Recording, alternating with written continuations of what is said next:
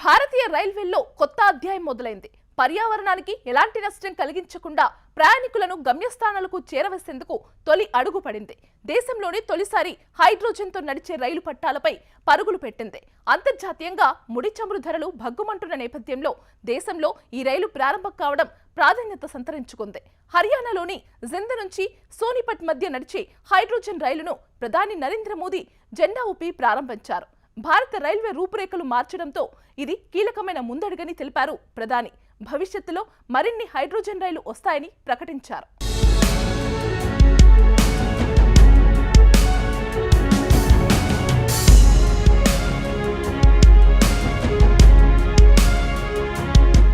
మన దేశ రైల్వే వ్యవస్థలో మరో నూతన మైలురాయి ఇది. పర్యావరణ హితంగా స్వదేశీ సాంకేతికతతో రూపొందించిన మొట్టమొదటి హైడ్రోజన్ ఆధారిత రైలు పట్టాలపై పరుగులు తీయటం మొదలుపెట్టింది. ఇప్పటివరకు స్టీమ్, డీజిల్, విద్యుత్ రైళ్లలో ప్రయాణించిన దేశ ప్రజలు హైడ్రోజన్ రైలు సరికొత్త అనుభవం అని చెప్పొచ్చు. ప్రధానమంత్రి నరేంద్ర మోదీ జెండా ఊపి ఈ రైలును ప్రారంభించారు.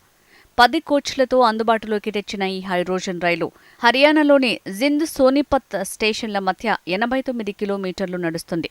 ఈ రైలు వారానికి 6 రోజులు నడపనున్నట్టు అధికారులు వెల్లడించారు. ప్రతి ఆదివారం షెడ్యూల్డ్ నిర్వహణ, సాంకేతిక తనిఖీల కోసం దీనిని ఢిల్లీలోని షకూర్ బస్తీ వర్క్షాప్కి పంపిస్తారు. జింద్ సిటీ, పాండు పిండారా, లఖిత్ ఖేడా, బంబేవా, ఇషాపూర్ ఖేరి, భుటానా, కుండ్రాయ్, గోహానా, రబ్రా, లాత్, మొహానా, హర్యానా, బర్నాస్ని స్టేషన్లలో స్టాపులుంటాయన్నారు.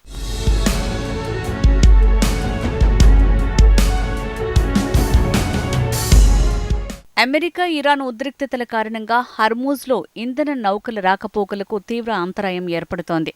అంతర్జాతీయంగా ముడి చమురు ధరలు భగ్గుమంటున్నాయి. ఈ నేపథ్యంలో దేశంలో హైడ్రోజన్ రైలు ప్రారంభం కావటం ప్రాధాన్యత సంతరించుకుంది. హైడ్రోజన్ రైలు భారత రైల్వే రూపురేఖలు మార్చటంలో కీలక ముందడుగని తెలిపారు ప్రధాని నరేంద్ర మోదీ. ఇతర దేశాల్లోని హైడ్రోజన్ రైళ్ల కంటే ఈ రైలుకు అనేక ప్రత్యేకతలు ఉన్నాయని తెలిపారు. తమ ప్రభుత్వం 14,000 కోట్లతో రైల్వే, రోడ్ల అభివృద్ధి పనులు చేపట్టిందన్నారు. భవిష్యత్తులో మరిన్ని హైడ్రోజన్ రైళ్లు వస్తాయని ప్రకటించారు. 2014 వరకు రైల్వేలో విద్యుదీకరణ 30% మాత్రమే ఉంది. మేమొచ్చాక 12 ఏళ్లలో రైల్వేలో విద్యుదీకరణ 99% పెంచాం. మేమేం చేసినా ముందు చూపుతోనే పనిచేస్తామని తెలిపారు ప్రధాని.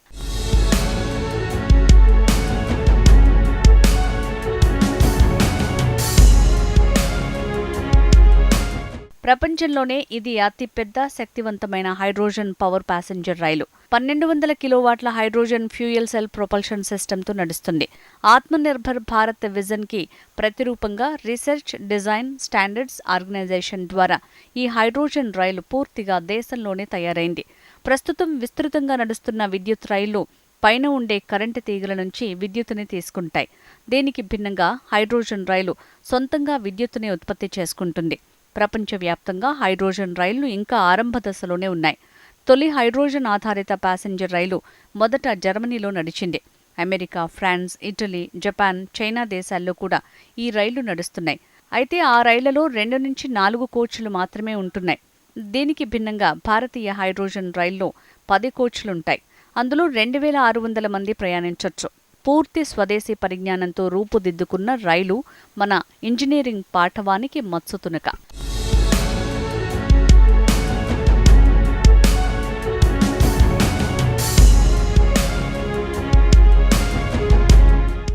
హైడ్రోజన్ రైలు, వందే భారత్ టెక్నాలజీ మధ్య తేడా ఏంటి? అనుమానం సహజం. 2 రైళ్లు కూడా మన దేశంలో అభివృద్ధి చేసిన ఆధునిక రైళ్లే. కానీ వాటి టెక్నాలజీ, ఉపయోగం పూర్తిగా వేరువేరు. వందే భారత్ రైలు ఎలక్ట్రిక్ మల్టిపుల్ యూనిట్ విభాగంలో పనిచేస్తుంది. ఇది పట్టాలపైన ఏర్పాటు చేసిన విద్యుత్ వైర్లపై పూర్తిగా ఆధారపడుతుంది. ఈ వైర్లు లేకపోతే వందే భారత్ రైలు కదల్లేదు.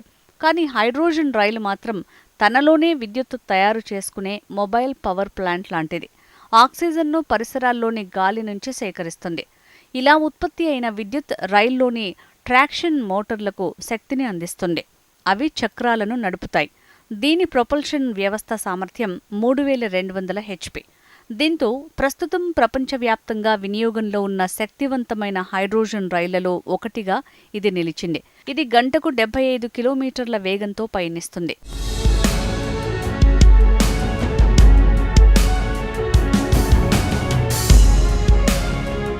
ఈ హైడ్రోజన్ రైలు పూర్తిగా పర్యావరణ హితం.